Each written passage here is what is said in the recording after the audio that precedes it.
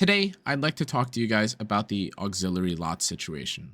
If you guys aren't familiar with it already, auxiliary lots has been slated to be changed and nerfed in some sense, which we'll get into in a little bit. But I just want to put out there and disclaimer this video that if you don't really care about the recall, the Spirit's Breath, or anything that involves auxiliary lots or Spirit's Breath, by all means, feel free to tune into the next video. I appreciate you supporting the content. But if you do care or kind of interested in auxiliary lots and the Spirit's Breath thing and what everyone is basically talking about, we have to basically break down what happened to auxiliary lots and the proposed changes that Smilegate gave us. Now, there was a balance patch that was revealed, I believe, yesterday or 2 days ago at this point, and there were a plethora of characters affected. 16 specifically with 4 artifacts, if I'm not mistaken, and an additional system change. But within it was auxiliary lots, who stuck out like a sore thumb because this was not a buff like most of the other balance patch characters are. This was effectively a buff tied in alongside a nerf. Now, the reason why this is so impactful is because, according to Smilegate, their own words, not mine, auxiliary lots is being adjusted to reduce the effectiveness in PvE while improving their effectiveness in PvP. Now, the reason why this is impactful is because this obviously changes the way that anyone that plays auxiliary lots would be able to now play him. Now, I want to start off this conversation talking about why I think that what's happening to auxiliary lots right now shares a couple of parallels with other situations that we've been in the past. Now, before we get into that as well, I just want to make clear that if you feel like you've seen this auxiliary lots change before, you are not mistaken. Auxiliary lots was actually slated in January to have the current changes that they have currently with him into now, being added into the game.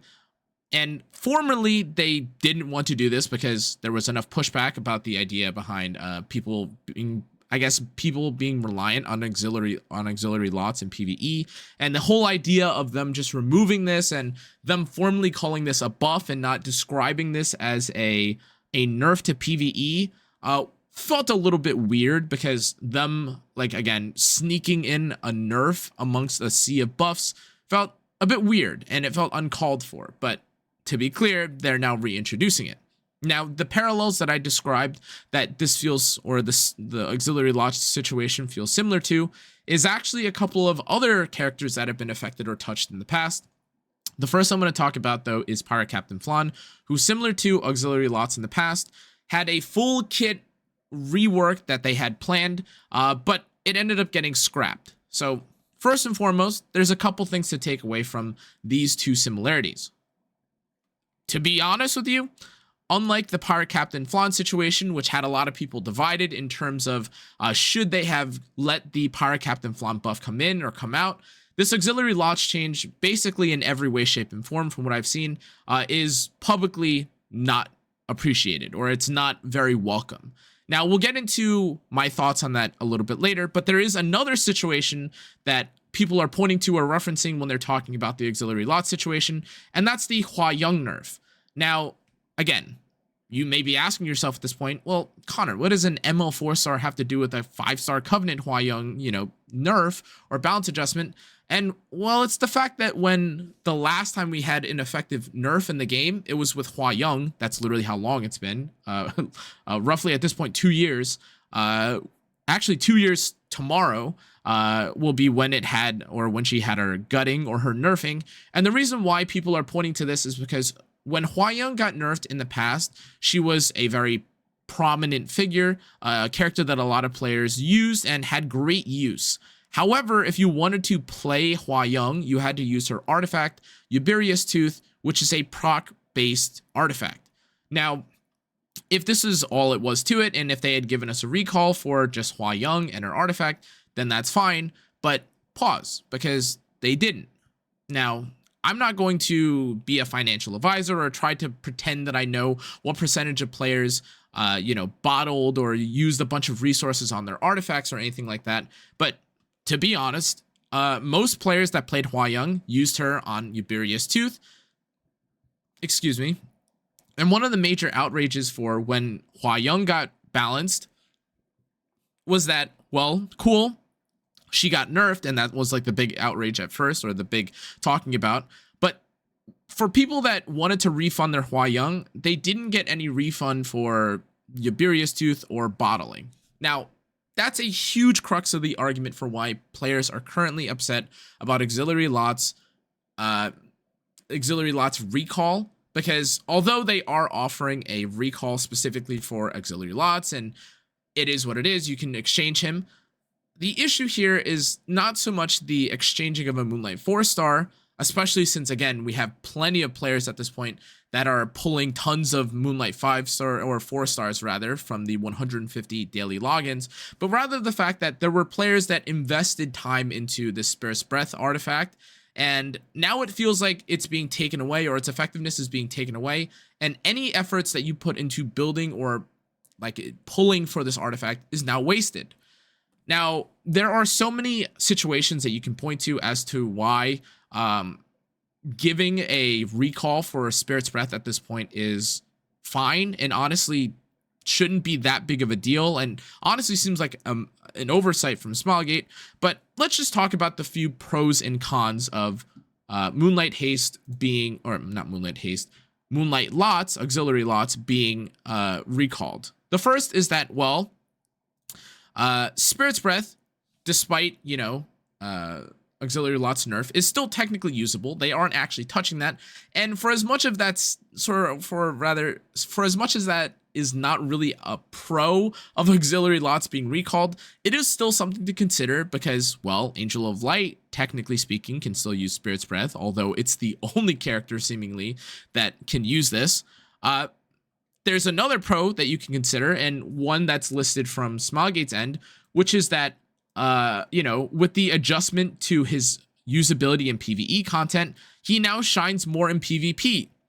Now, I will be honest with you, this pro that I just described and all of the pros for why they decided to change auxiliary lots feels a little bit weird because these are hard to prove justifications. Now, the idea that auxiliary lots, he rather, is going to shine more in PvP when he is arguably not used at all, and a lot of the changes or a lot of the things that made auxiliary lots weak formerly don't appear to have been addressed or talked about at all, including his weakness to characters like Bellion or Zio, kind of make this whole pro of, well, now he's good in PvP seem like more of a farce and more like a distraction for just the fact that they wanted to be able to nerf this character while still giving a buff to auxiliary lots.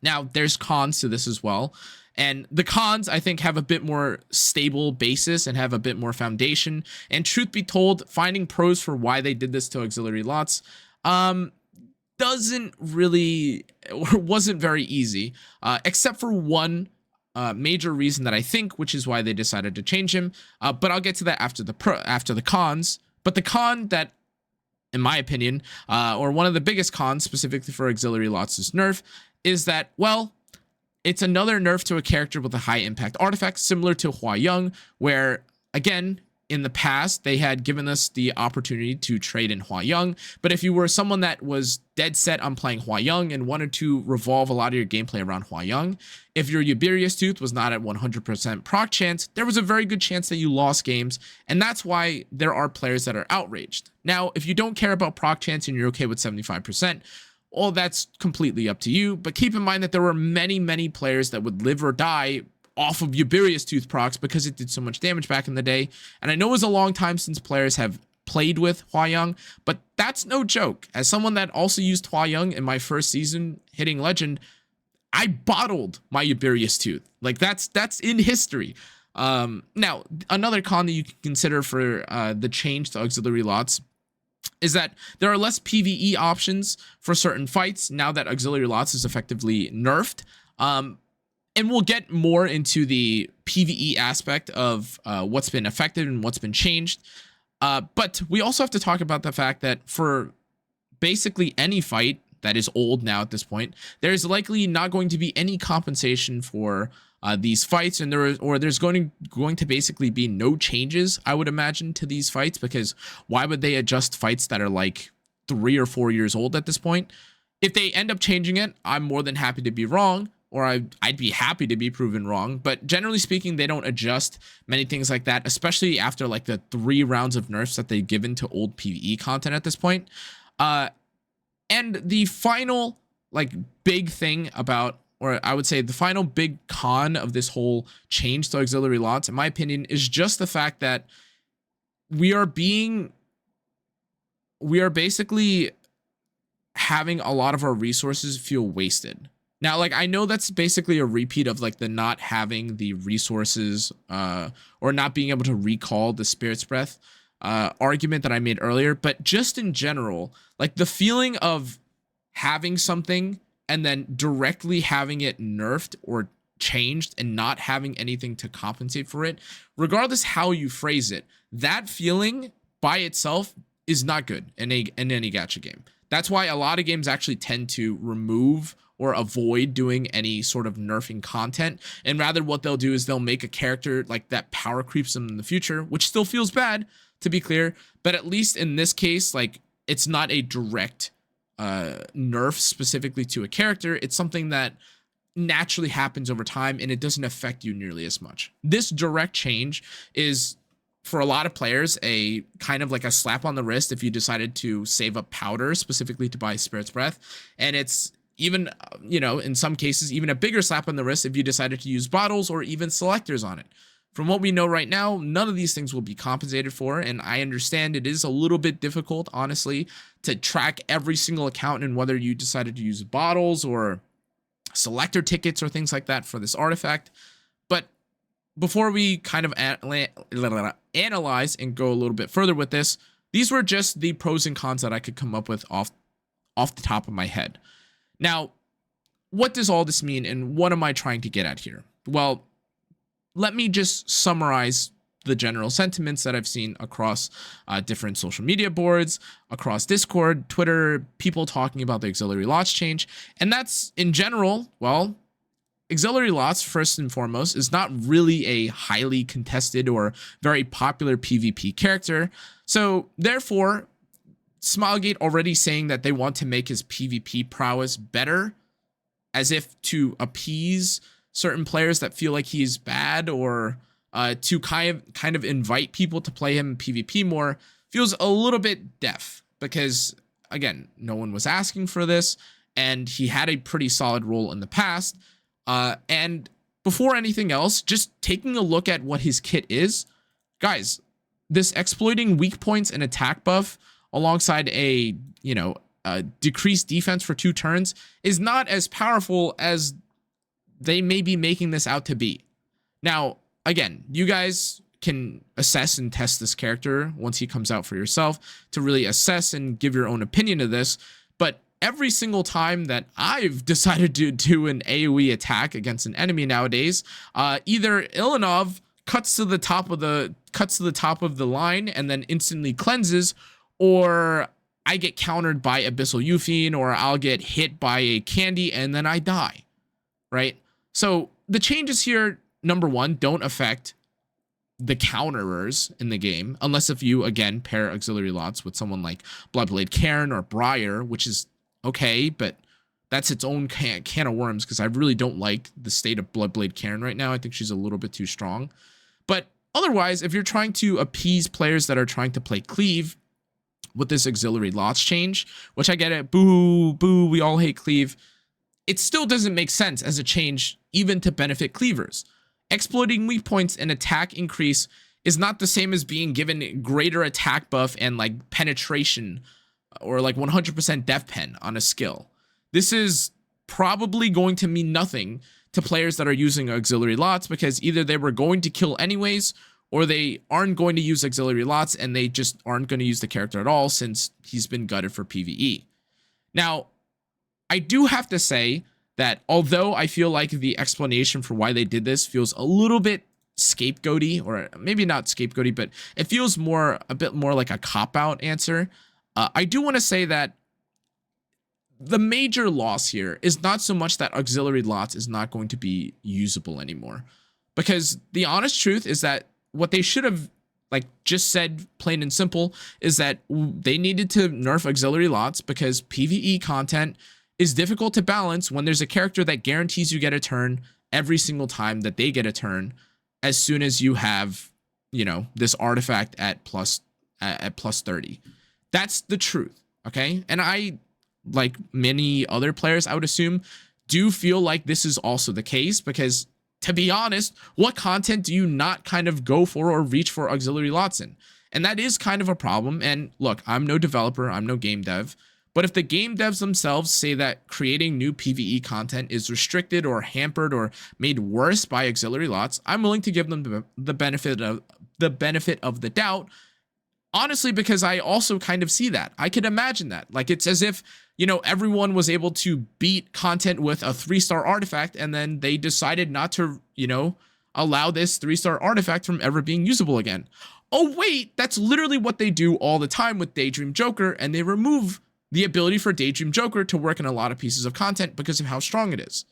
Now, with all this, there are a couple things that I want to mention about this. And that's first, if you think that auxiliary lots has no replacement, auxiliary lots as a character has no replacement, well, my good friend Maury, who you guys may or may not know, he's like an official Discord helper, actually has a little doc here for PvE content help in certain compositions and what you can use to beat certain stages of Abyss. And if you just roll through all the different, pages of team compositions made by other creators or himself to clear certain Abyss, you'll see that there are a lot of auxiliary lot stages that are being used, or stages that have auxiliary lots used specifically to clear content. But as you can tell, a lot of these stages also have alternative teams to them. And outside of maybe floor 109, which in this case doesn't seem to have an exchange, but I'm sure someone on the internet has another exchange for that team's or for that floor specifically, there are many alternatives to auxiliary lots that do not make him specifically mandatory in every single piece of content. So with that out of the way, let me generalize, or let me summarize my findings. Auxiliary lots has no real purpose right now outside of PvE.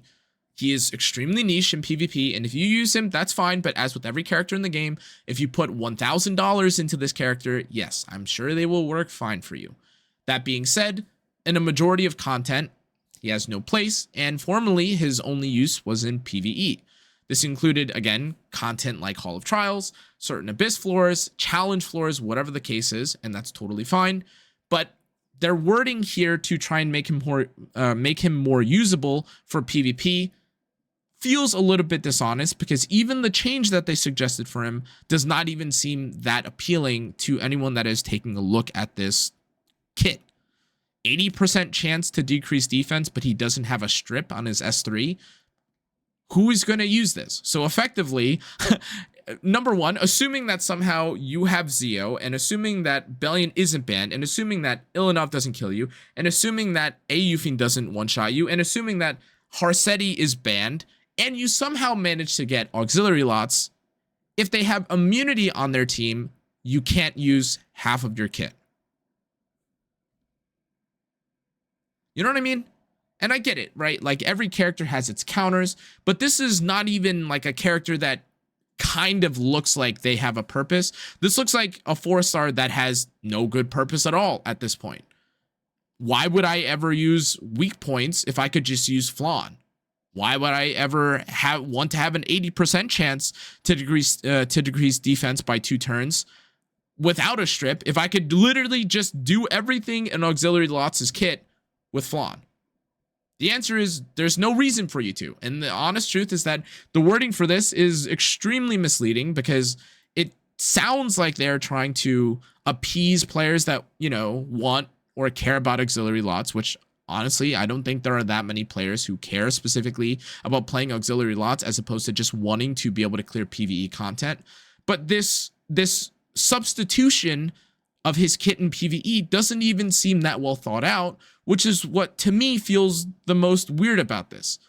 And now the other crux of the argument is that, well, the first part is that, well, why are you saying you care about his PvP prowess when the kit honestly does not look very usable for PvP at all? And the second part of this is that yes, there are players that want refunds for the Spirit's Breath artifact. And I'll be honest, while some players, and I'm sure many commenters will say, oh, you're just whining, you're just crying. Okay, I get that. But the honest truth is that what does, Smilegate doesn't lose anything by giving a selector. What does Smilegate lose by providing players that may or may not have suffered from using bottles, either accidentally, intentionally, or unintentionally, selector tickets, intentionally, accidentally, whatever, specifically for Spirit's Breath, and just giving these things back to the player base? It's one artifact selector when we're in the middle of an event that lets you already select a bunch of different things from different selectors and also gives you a bunch of resources, and we're being given an insane amount of freebies. This just, to me, feels very odd and unusual because, honestly, I think that in a lot of cases, Smilegate has definitely given an insane amount of generous rewards, and I applaud them for that. I definitely don't want to come off as ungrateful, but it just feels very weird for them to be super, super generous and say like, hey guys, for no apparent reason at all, here is 45 stars, basically, with the new, Epic Dash Pass event.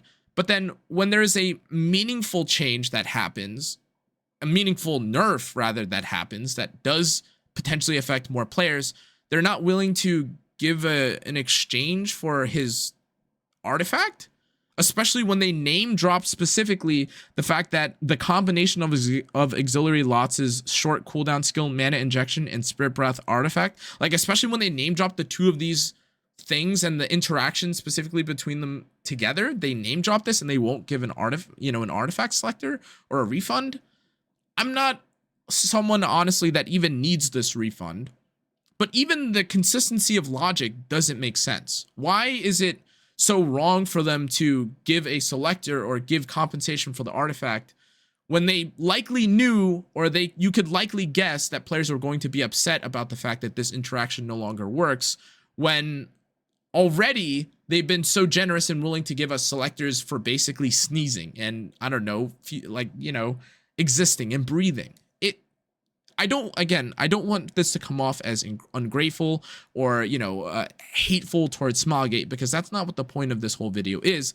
It's for me to honestly ask a genuine question. Smilegate, why are you doing this? I don't really understand. And the more that I've talked to other players and I've tried to get opinions from other content creators, the answer is that no one gets it. The best answer that players have is, oh, well, Smilegate is trying to be, they're trying to be greedy, or maybe they forgot, but a lot of these don't even add up, because the generosity that they always have with giving us free summons, giving us compensation for no reason, making, buff events or double events for whatever out of nothing is unparalleled and almost, basically top of the market right now. And then for people that are saying that they're being ignorant about it, they specifically said that this interaction has created situations where, the efficiency of this combo is too high, so therefore they're nerfing it. So it's not an ignorant issue, and it's not an issue of them never being, generous. So why, I don't understand. I've been trying to piece together why they would specifically not want to provide compensation for this activity or for this interaction nerf specifically, especially when we're honestly in an age of epicseven where they just give everything for free. That's not lying. That's not being dishonest. If you take a look at the Epic Dash Pass, you'd see just how many different tickets they're giving out for free. And it's ridiculous. It's just seemingly like an illogical choice from them. And again, before you say, oh, well, they don't have to do this. They shouldn't do this. Yes, you're right. They don't have to do this. But I don't see what they lose from this. One artifact recall is going to break the game for them when they're already giving out so many things for free. They're giving out Moonlight 5 stars for free. They're giving out 5-star tickets for free. They're fully decking out summon tickets for free just for playing. Whatever the case is, it feels very odd that Smilegate specifically decided to go with this. And truth be told, I was really hoping that they would have learned what happened or learned from their Hua Young mistake and knew that, hey, look, like when we nerfed Hua Young, there was a lot of outrage towards it, but ultimately Hua Young had to get nerfed, and we gave, you know, a recall for players at the time because that's what's right and that's what people deserved, since they were being recalled from their inventories, and she was a super popular character. But now when they're recalling a 4-star and they're calling it a restart, like a recall, and they're calling it a nerf, well, I guess they're calling it an adjustment to reduce its effectiveness. They decide not to learn from their past actions and allow you to recall an artifact. It just feels very odd. I don't really understand it. Again, I understand that player or Smilegate is not forced to do anything like this, and you know, I'm sure there will be a portion of players that think it's, you know, oh, you should just be grateful that they even let you recall Moonlight lots.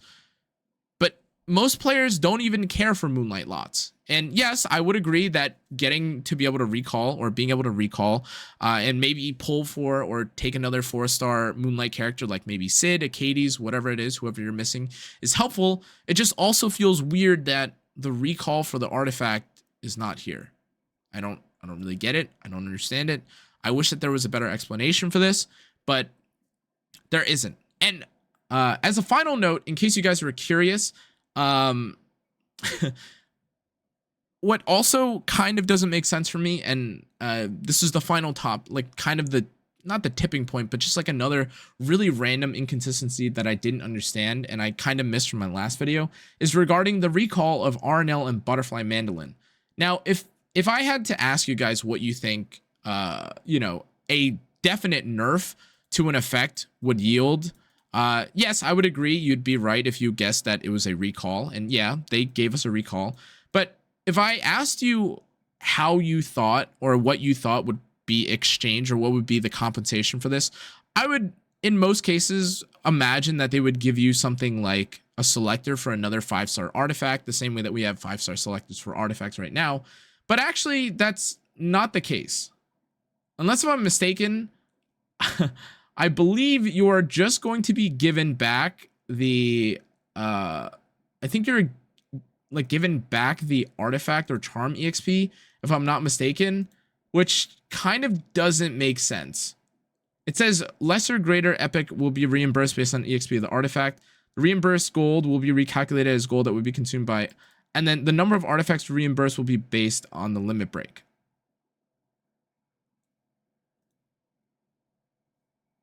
Now, again, I'm not entirely, I can't say for absolute sure that this is going to be the case, but from what I understand, even in terms of what you're being given back from the artifact, this also doesn't really quite make much sense. And again, I don't understand why the standard at this point is not just being given a selector for artifacts, because again, you're being given so many artifact selectors already.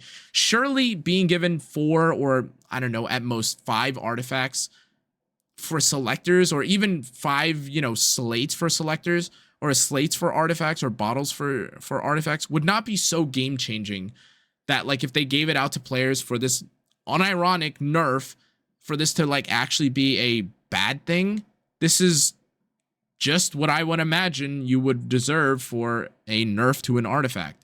They haven't really done nerfs to artifacts in the past, and them specifically calling for certain artifacts being nerfed, or for certain systems of artifacts being changed, and calling for a recall, to me, is deserving of a proper compensated recall. Like, the reward for this compensation should match what you would imagine it sounds like. Okay, this artifact doesn't work anymore. Well, here's a recall of the artifact, and here's what you should deserve. Like, here's what you deserve in terms of like the reward or the compensation for it.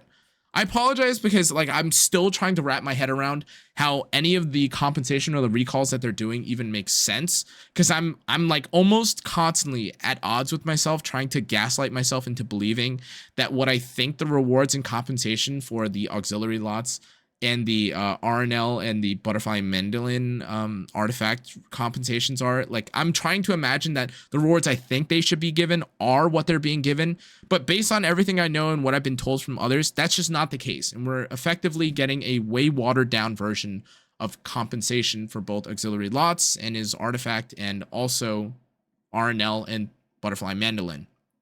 Whatever the case is, guys, I apologize. I know, again, this is a lot of like rambling. I've been trying to keep myself on like a straight pace on this, but I'm confused, and I'm willing to admit that. This video may have a couple of holes in it, and you may find that a few things don't make sense, because honestly, I'm just as confused as you are. Certain things sound like they should work one way and they don't, and there isn't any solid explanation or reasoning for why this is the case. But the main point of this video was to talk about auxiliary lots and the Spirit's Breath change, and to summarize, just give us a Spirit's Breath recall. I don't even need it myself, but for new players and for any players that are in the mid to like maybe early stage of the game where they need auxiliary lots, where they need Spirit's Breath, and or they've decided to pull for it or use bottles on it, it feels really terrible if you're in that party and you just found out, like, or you just woke up to a Friday balance patch note that said auxiliary lots is dead, and okay, you can choose one character, but everything you committed to Spirit's Breath is gone. Long story short, guys, I'm not very happy with this. I just wanted to bring awareness, not trying to bring up any pitchforks or anything like that. But I felt that it only made sense it's made sense to talk about, because this is a really odd thing from Smilegate. I don't know what the point of this is. I don't know why they're presenting like this. I don't know why they're doing this, but it is what it is. I hope Smilegate addresses this, or they talk about this in the future. And if it's not for this one, then hopefully if they ever nerf another character in the future, I hope that they understand that certain characters are tied to certain characters are tied to certain artifacts. And especially if you're going to acknowledge a character in an artifact combo being too strong, then when you nerf one or the other, you need to compensate for the other, because, well, why would I use one artifact that's dedicated to one character if they're never usable anywhere else?